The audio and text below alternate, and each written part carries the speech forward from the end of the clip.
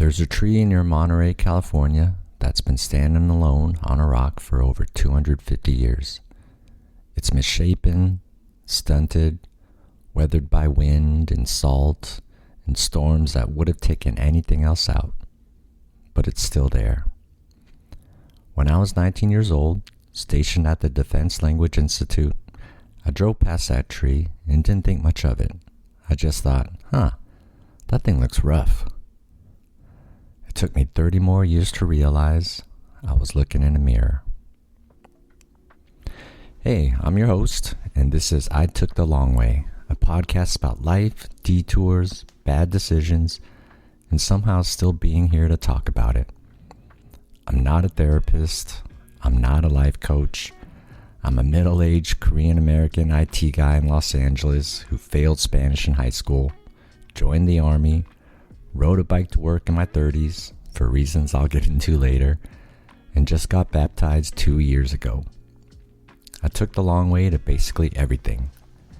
And if you've ever felt lost, behind, alone, or like you're just white-knuckling your way through life, this podcast is for you.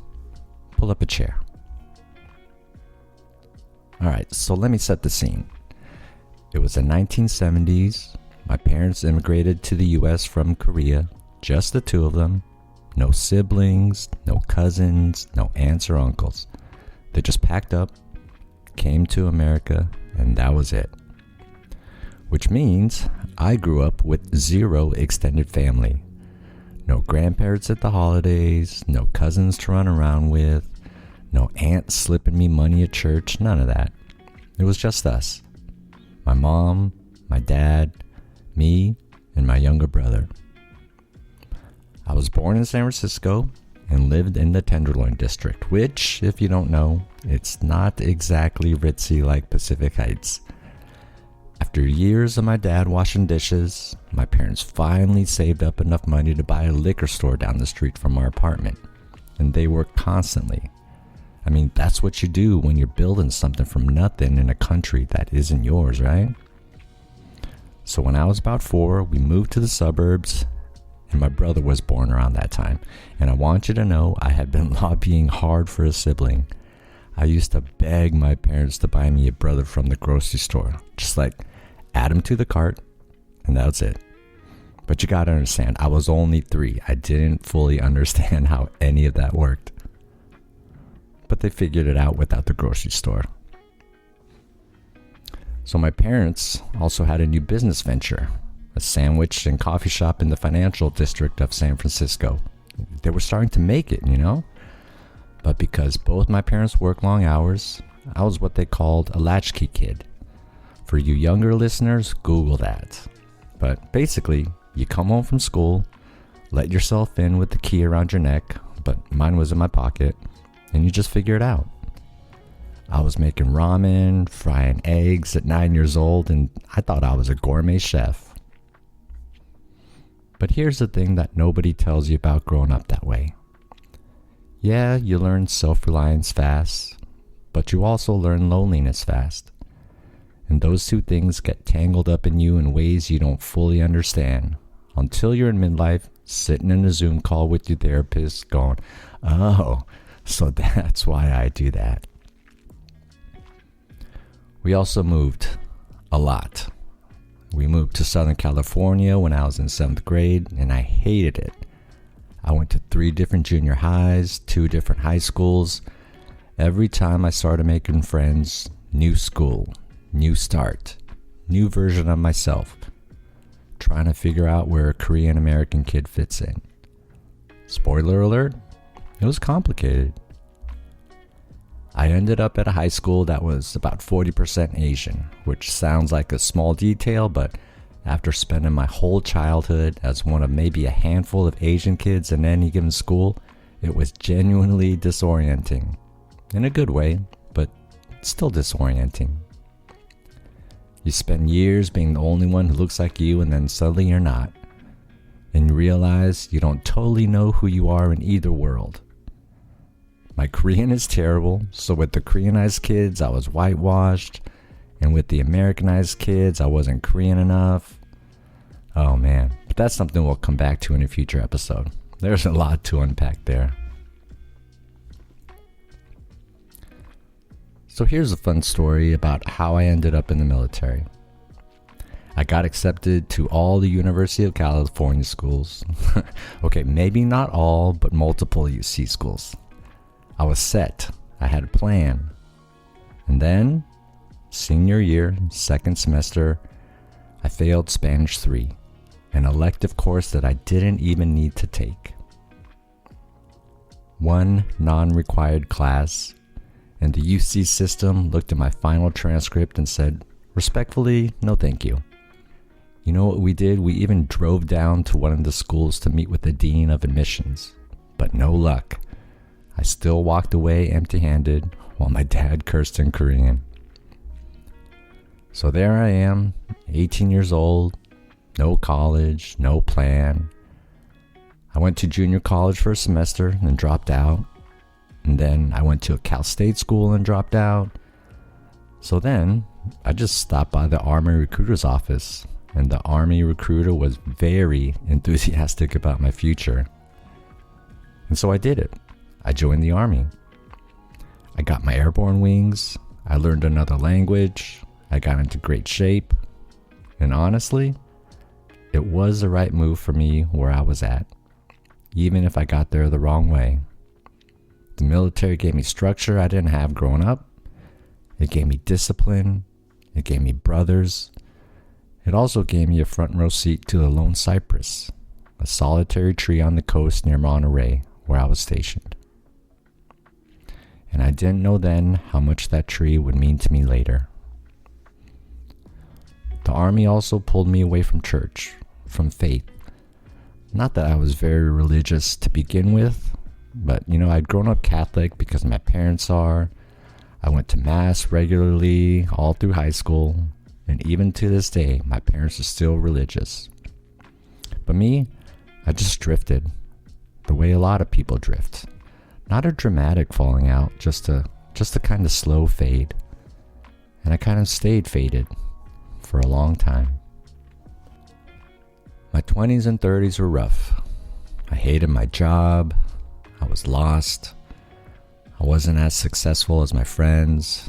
I drank too much. I got into trouble. I lost my driver's license, and for years, I rode a bike everywhere in Los Angeles, which, if you knew LA 20 plus years ago, that's not a lifestyle choice. That's a consequence. But I was still moving. I was riding a bike everywhere while everyone else drove. Sometimes I would just ride 40 miles from Koreatown to Redondo Beach and back just on a whim. Was I running from something? Maybe. But I was building something in all that solitude.